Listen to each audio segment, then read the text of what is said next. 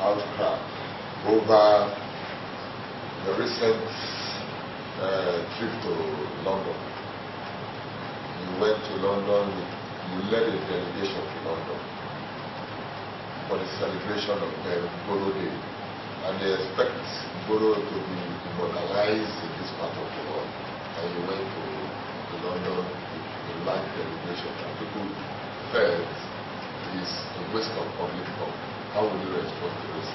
Well, you know that anybody who says that is probably repeating what I said earlier. I have always been a believer of the fact that Boro should be celebrated here, not in London. I did not go per se to participate in Boro Day in London. I actually went to engage Bayelsans in diaspora. Bayelsans in diaspora were not very well informed about what was going on in Bayelsa. And all kinds of things were being put into the internet. You know, today it's a globalized world. And people in the UK can put all kinds of things about Bayelsa because we hear rumors from Bayelsa. And I thought it was important for me to engage Bayelsans in diaspora as well, to inform them. Now, what better occasion than a gathering of all ages? Boro Day in London only offered the opportunity for me to engage them. So I went to participate in that event just to be able to have the opportunity of engaging them. I did so also in the United States. So it was not because I went here to celebrate Boro in London. I went there to engage Bayelsans in the UK and in the United States.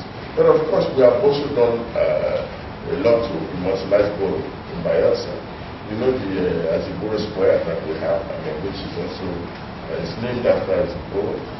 You know we have one long street, Aziboro Street, also named after Aziboro. So we are doing quite a bit to also immortalize it. It doesn't mean that because our people are in the UK, we have to just leave them there. We have to inform them, especially today, in today's world.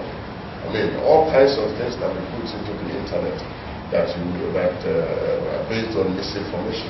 So that's what I think. Yes, actually, still talking about Boro Day and immortalizing Boro.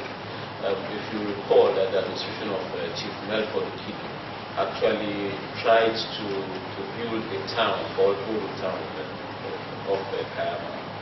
That project has just gone down like that. Do you have any plans to see how it can be revived? It has not gone down at all. We have plans, but of course, Melford Kiddo meant well, but we didn't get to build it because there were priorities, maybe that overtook it. In this situation too, you know that there are also priorities. I mean, if I left Yunagoa and I started building a new town, a new Boro town, you will have been the first to complain, because there are all kinds of issues to look after here: the educational system, the health system, and so on. So we're still looking at all those systems that make life more meaningful for our people. As soon as we're able to get the space, of course, that will come in the priority line, and will definitely be good. It's a very good idea. I like the fact of the Boro town, but right now it is not priority 101. Excellency, on the security of the state and person life, in the last couple of weeks, it's not been a very pleasant one for presidents. There are hot wars, killings, and all what's happening. Of course, we know that police has not some kind of correspond to some of this. What is the security approach to address this fourth war now? That has stopped. We have made a lot of arrests. You know, it will always happen, whether you like it or not. No matter how you put the security, no matter how you put security measures in place, you know, people will always have some friction and disagreement. These are calls. I mean, the calls are underground things. Nobody really knows how to operate.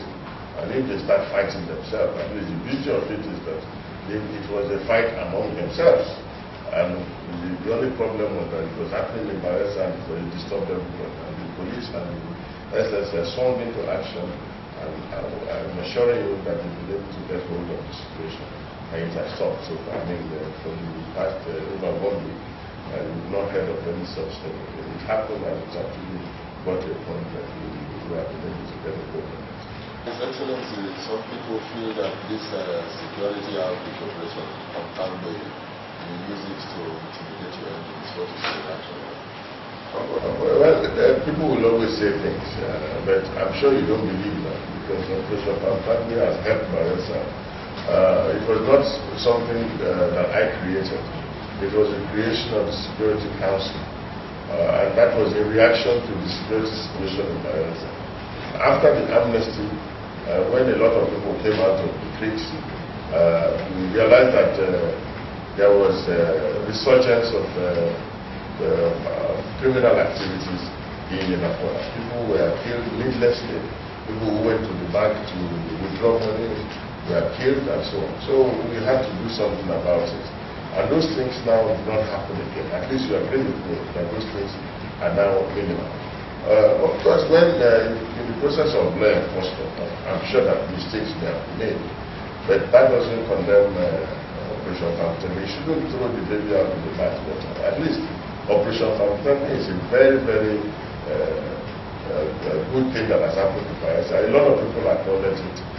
Communities have come to thank me for Operation Kambe. People have come to say, look, this is what I've heard a lot of good things about Kambe. But of course, you know, opposition people or criminals who would like to have a free reign will not be happy after such outfits. So they will always say one thing or the other. But all of us, even here, I believe, agree that Operation Kambe have tried. But of course, in the areas where they have made some mistakes, we are also making sure that those mistakes will not recur. Well, actually, I would want to ask you this question. The Panshia market, where it is currently located, are you comfortable with it? No, I'm not. But you see, if you compare it to where it was, then you will understand. This market was in a school compound, in a secondary school compound. So it was an urgent need for us to move it out of the secondary school compound, because I visited the school and it was a pathetic sight.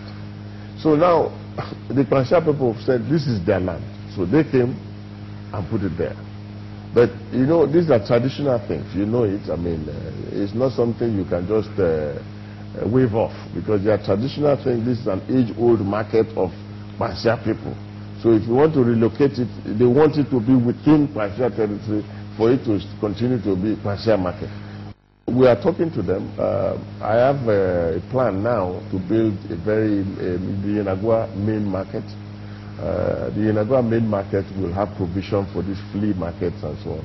So, you know, you must agree, where we are coming from in Yenagoa is, we are coming from a rural setting to becoming a state capital. It's not easy, because people are used to dealing with issues on the basis of rural area and the village level.